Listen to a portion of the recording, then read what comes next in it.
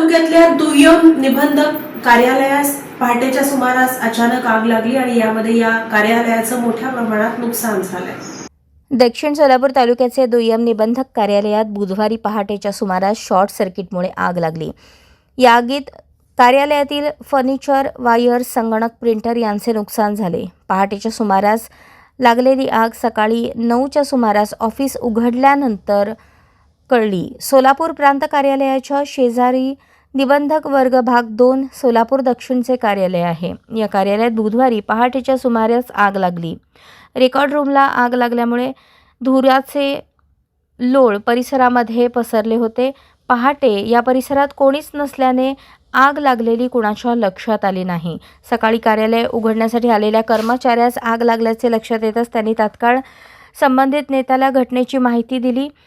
त्यानंतर अधिकारी घटनास्थळी दाखल झाले। आगीत नुकसान झालेल्या रेकॉर्ड रूमची पाहणी करण्यात आली। यामध्ये वायरिंग, संगणक, प्रिंटर, फर्निचर, रजिस्टर जळाले। आगीमुळे रेकॉर्ड रूमच्या भिंती काळ्या झाल्या असून या घटनेची माहिती परिसरातील लोकांना कळताच बघण्यासाठी बघ्यांनी मोठी गर्दी केली होती। कार्यालय स्वच्छ करून दुपारपर्यंत कार्यालयाचे कामकाज सुरू झाले।